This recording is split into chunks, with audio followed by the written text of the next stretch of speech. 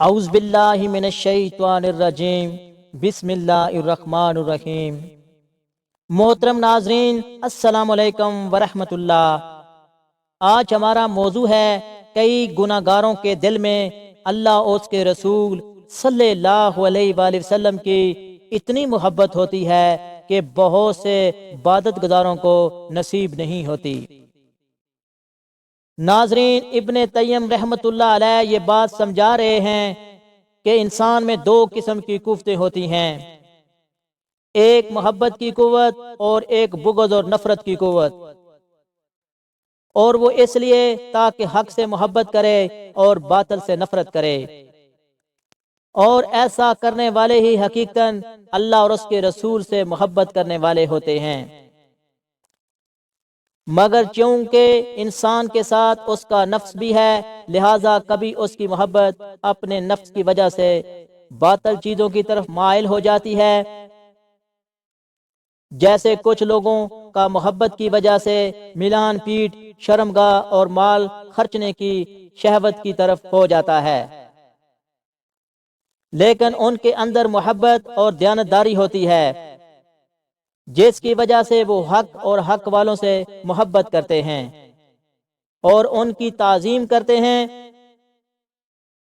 اس محبت کی قوت کئی بار دیکھنے میں آتا ہے کہ گناہ گاروں میں ظاہری طور پر دیانتدار اور عبادت گزار لوگوں سے زیادہ ہوتی ہے، بلکہ کئی بار ایسی محبت ہوتی ہے جو بہت سے عبادت گزاروں میں دیکھنے میں نہیں ملتی۔ پھر ابن تیم رحمۃ اللہ علیہ نے اس کی مثال ان صحابی سے دیتے ہیں جو بار بار شراب پینے کے جرم میں آپ صلی اللہ علیہ وآلہ وسلم کے پاس لائے جاتے، اور ایک دفعہ کسی نے لان تان کیا کہ دیکھو کیسا ہی برا ہے کہ بار بار حد لگنے کے بعد بھی شراب نہیں چھوڑتا، جس پر اللہ کے رسول صلی اللہ علیہ وآلہ وسلم نے فرمایا اس پر لعنت مت کرو، کیونکہ بے شک یہ اللہ اس کے رسول سے محبت کرتا ہے۔ ناظرین، ایک بدو آپ صلی اللہ علیہ وآلہ وسلم کے پاس آیا اور پوچھنے لگا قیامت کب آئے گی؟ تو آپ صلی اللہ علیہ وآلہ وسلم نے اس سے پوچھا تم نے اس کے لیے کیا تیاری کر رکھی ہے؟ تو کہنے لگا کوئی زیادہ نمازیں، روزے اور صدقے تو نہیں ہیں، یعنی فرائض کے علاوہ، مگر اللہ اور اس کے رسول کی محبت تیار کر کے رکھی ہوئی ہے۔ اس پر رسول اللہ صلی اللہ علیہ وآلہ وسلم نے فرمایا تم ان کے ساتھ ہو گئے جن سے تم محبت کرتے ہو۔ اس پر حضرت انس بن مالک رضی اللہ عنہ فرمایا کرتے تھے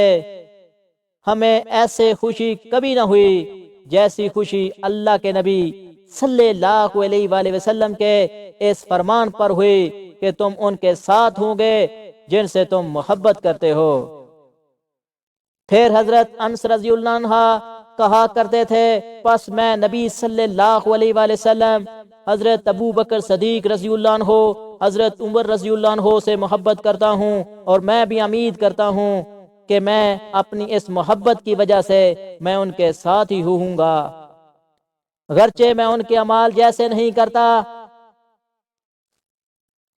اہل سنت والجماعت کا یہ عقیدہ ہے کہ کسی بھی مسلمان سے نفرت اور برات اس کی برائی جتنی ہونی چاہیے۔ اس میں جو محبت کے پہلو ہیں اسی قدر اس سے محبت اور ولا بھی ہونی چاہیے،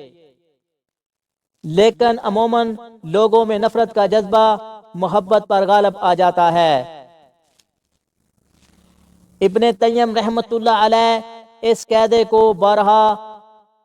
اجاگر کرتے ہیں۔ ابن تیم رحمۃ اللہ علیہ کی اس محبت والی بات جیسا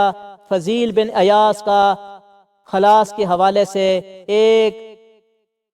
قول 2 بار نقل کر چکا ہوں، جسے امام شافعی رحمۃ اللہ علیہ نے بھی سراہا۔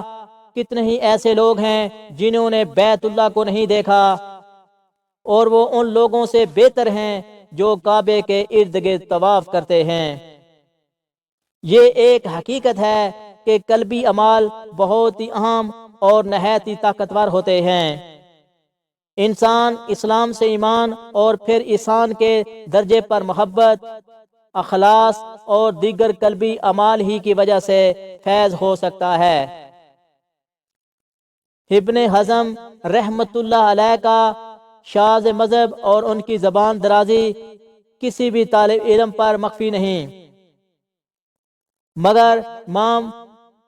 ذہبی رحمت اللہ علیہ ان کے حالات کے آخر میں یہ لکھتے ہیں کہ ہم ابن حزم سے اور ان کے اللہ کے نبی صلی اللہ علیہ وآلہ وسلم کی سنت سے محبت اور اس کی تعظیم کی وجہ سے محبت کرتے ہیں۔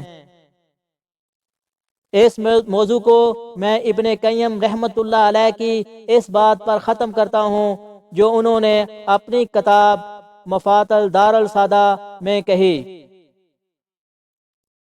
حضرت ابو بکر رضی اللہ عنہ کے معاملے میں غور و فکر کرو،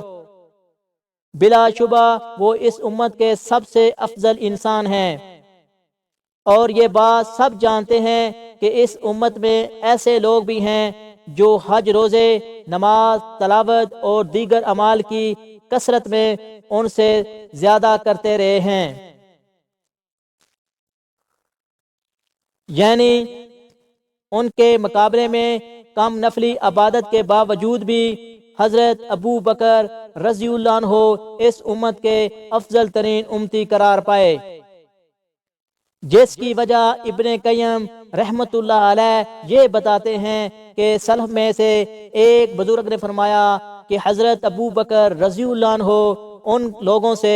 روزے اور نماز کی کثرت سے نہیں سبقت لے گئے، بلکہ اس چیز کی وجہ سے سبقت لے گئے جو ان کے دل میں ٹھکانہ بنا چکی تھی،